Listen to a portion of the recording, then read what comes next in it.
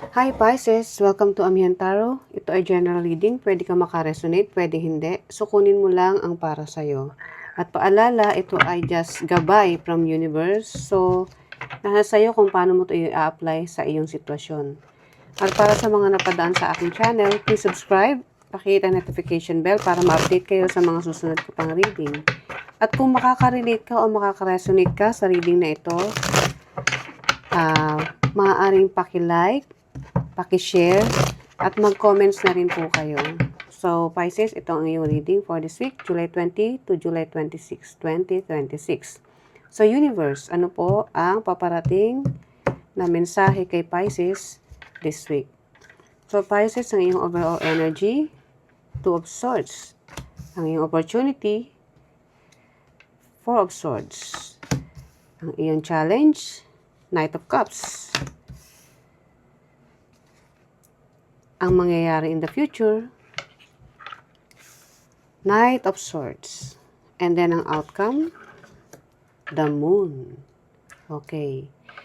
So, Pisces, ang iyong energy for this week is Two of Swords. May mga gumugulo sa isip mo at yun ay nagkakos ng hindi mo pagdidesisyon o hindi ka makapag-decide kung ano talaga ang gagawin mo para sa linggong ito. So, let's say meron kang problema. Gusto mo siyang masolusyonan, di ba? Pero yung solusyon na gusto mong maisakatuparan, hindi mo magawa. Dahil meron pang mga gumugulo in the background ng isip mo na sumasali. So, nawawala ka, yung isip mo is nawawala sa focus. Kaya hindi ka makapag-decide. And then, ang iyong opportunity, Four of Swords. So, kung may gumugulo sa isip mo, ito yung opportunity mo na makapagpahinga muna, mag-rest. Siguro, kailangan mo muna mag-contemplate, mapag-isa, at sa pagmumuni-muni mong yan, baka makikita mo na kung ano yung dapat mong pagdesisyonan o ano yung tamang sagot para sa mga iniisip mong pagpaplano o pagdidesisyon. And then, ang iyong challenge, Knight of Swords.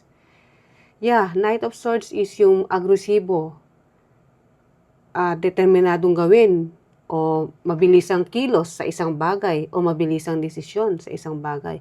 Pero since ito ang challenge mo for this week, yun yung nagkakos kasi kabaligtaran siya. Mabagal ang pagproseso ng utak o isip mo ngayon. And then ang iyong action in the future is Knight of Swords. Knight of Cups. Knight of Cups, ito pala yung Knight of Swords. So, Knight of Cups. Knight of Cups is isang tao na nag-o-offer ng love o nag-o-offer ng isang bagay na sa tingin mo, pwede mong ibigay sa tao na minamahal mo o importante sa'yo. But then, since magulong isip mo, nandun yung parang back and forth. Kumbaga, gusto mo pero hindi. So, yun yung challenge mo. And then, ang iyong next action in the future is Knight of Swords. Despite na naguguluhan ka for this week, na gusto mong i-offer o gusto mong gawin ng isang bagay na gusto mong gawin dahil sa tingin mo, maaaring ito is yung passion mo o magbibigay ng inspirasyon sa'yo at gusto mong gawin o umpisahan. In the future, ang next action mo is gagawin mo na siya. Gagawin mo siya ng mas mabilis, mas determinado, at ang isip mo dito is, sige, bahala na. Susubukan ko na lang kung ano man to. And then, ang outcome is the Moon. Again, kung may gumugulo sa isip mo this week, meron kang kakayanan na magpahinga, mag-contemplate, para ma-refresh ang utak mo. Kasi the Moon is uncertainty or unknown. Hindi mo malaman hindi mo nakikita kung ano yung mga bagay na gusto mo makita. Okay, Pisces, now let's clarify. Universe, ano po ang paparating na message kay Pisces this week? July 20, 2026. Two of Swords, i-clarify natin. Two of Pentacles. Yeah, nawawalan ka ng balance. Hindi ka lang makapag-desisyon this week, pero nawawalan ka pa ng balance. ang mahirap nito pag nawawalan ka ng balance, pati mood mo, apektado. Andiyan mainit yung ulo mo, and then mamaya kalmado ka, andiyan mamaya iritado ka. So, mixed emotion. Kasi nga, maraming gumugulo sa isip mo eh. So, hindi mo alam kung ano uumpisahan mo o kung anong gagawin mo. So, yun ang energy mo this week. Okay, i-clarify natin ang Four of Swords. Pero still, may opportunity ka na ibahin yan. Basta't maging ano ka lang, mag-concentrate. Kailangan mo ng concentration, kailangan mo ng focus. Yun yung opportunity mo. Okay, Four of Swords. Clarify natin ng Eight of Wands. Yes. Kung ngayon is naguguluhan ka, right? Hindi ka makapag-desisyon, so bumabagal kung ano man, bumabagal tuloy yung proseso, kung ano yung gusto mong umpisahan, o gusto mong puntahan, o gusto mong pagdesisyonan. Pero once na relax, nakapag-focus, magagawa mo rin siya, parang babawi ka. Biglang magkakaroon ng sudden action, o sudden na pagdedesisyon. Once na nakapag-rest ka, o na-relax mo yung isip mo. So, biglang change ng energy. Once na nagawa mo mag-contemplate at magmuni-muni sa sarili mo lang. Kailangan mo ng space. Kailangan mo ng time sa sarili mo. So, Knight of Cups ang iyong challenge. Let's clarify.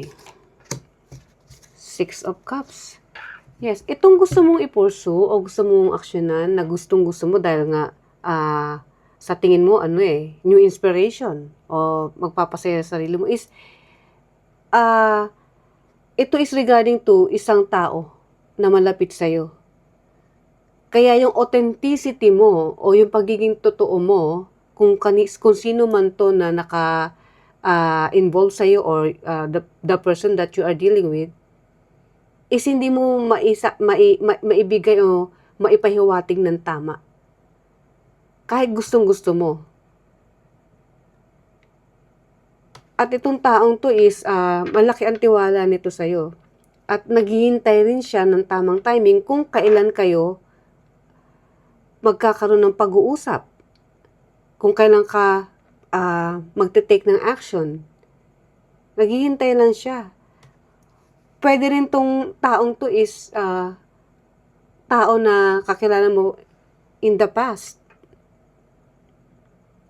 And then, dahil nga ito yung dati mo na siyang kilala, maari nagkita kayo, which is meron din ako nakikita through communication, gusto mong ipahiwatig yung dati hindi mo na ipahiwatig noon. Pero nag-aalinlangan ka. Kasi nandoon yung takot, which is the moon. Takot na baka pag sinabi mo yung totoong ikaw, yung totoo mong nararamdaman, baka ma-reject ka lang, o baka ma-shock siya na hindi niya alam na meron ka palang pagtingin sa kanya. So, nandoon yung mix of emotion, kaya naguguluhan ka. Pero mag-o-offer ka, gusto mong mag-offer ng love. But since nandoon yung alinlangan, hindi mo magawa sa ngayon. Pero itong taong to is kilala mo na siya dati pa. At talagang ito yung taong nakatatak talaga sa puso mo. Okay, maaaring siguro dati kayong magkaklase o dati mong katrabaho o isang best friend na talagang malalim yung samahan ninyong dalawa. Na nagkahiwalay kayo, siguro nag-iba ka ng tirahan, siya nag-iba ng tirahan, o kung katrabaho mo man to, maaaring nag-resign ka o nag-resign siya, nagkaroon kayo ng kayo ng landas, nagkahiwalay kayo ng landas. And then, through communication, nagkaroon ulit kayo ng connection. So, dahil sa connection na yun ulit, gusto mo mag-offer ng love, pero nandoon yung alinlangan. Okay, pero in the future, ito na yung next, ito yung yung kung ano yung mangyayari in the future, which is Knight of Swords. Kung ngayon, nag-aalinlangan ka, ito na yung mangyayari sa susunod na na let's say, buwan, linggo. Kasi ito yung mga susunod na action mo eh. So, Knight of Swords is clarified by the Seven of Wands. Okay. So, Pisces. Maganda naman tong si Seven of Wands kasi ito yung taong yes, gusto mong gawin at buong tapang gagawin mo siya ng kasi ito is aggressive na action to eh. Ipapahiwatig mo na, gagawin mo na. At kahit kinakabahan ka, mananatili ka pa ring firm sa decision mo. Kasi iniisip mo kung hindi mo gagawin to, paano na lang kung ano yung emosyon na tinatago mo dati pa sa taong ito. 'Di ba? So, kung dati natotorpe ka, in the future, magsisimula na. Kumbaga magkakaroon ka ng lakas sa loob. Okay, di maganda. 'Di ba, Pisces? Okay, the moon ang outcome. Clarify natin 'yan. Two of Wands. Yes. Okay. The moon is, sinasabi ko nga, yung mga gumugulo sa isip mo o takot, fear na baka ma-reject ka. Which is in the future, or ang next action mo is gagawin mo na, maglalakas loob ka na, at ando dun yung naghihintay ka, yes, ng tamang timing, pero gagawin mo na. Kasi Two of Wands is waiting for the right timing, but still, andyan dyan na yung first step na gagawin mo na. So, magkakaroon na ng unang hakbang sa kung ano man yung gusto mong panimula o gusto mong simulang relasyon sa taong ito. Let's say, magkaibigan kayo dati pa, pero nawalan kayo ng communication eh. So, yung first step na yun, ang first move na gagawin mo is ganun pa rin kaibigan. And then, pag nakita mo na ando doon na yung equal give and take at nararamdaman mo rin naman na nagpapahiwatig siya, so ando doon yung magkakaroon na ng progress. Which is, hindi na magiging friend, kundi magle-level up na. Alam mo na yung ibig kong sabihin. Diba? From friendship to a romantic partnership. So now, ang last message kay Universe. Pisces. The Death card. The Hangman and the Five of Wands. So, Pisces, kung maaapektuhan ka pa rin ng pag-aalinlangan, which is conflict sa isip mo, magkakaroon niya ng delay. Pero since ito yung last message, which is Death card, ito yung transformation. So, inaano ka ni Universe na kung gusto mo magkaroon ng new beginning, kasi that card is ending ng isang chapter sa buhay mo, and then new beginning, which is ito nga na gusto mo umpisahan, is mangyayari yon kung tatanggalin mo ang conflict sa isip mo at yung pagdidesisyon mo na urong-sulong. Pero since nandito nga ang iyong transformation, tama, gagawin mo nga siya. So, isipin mo na lang na kung determinado ka, papanindigan mo. So, Pisces, ang oracle card para sa'yo.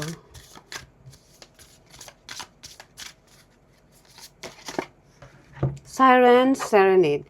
Embrace the rhythm of life and let your movements, diba? Movements to flow with the current of change.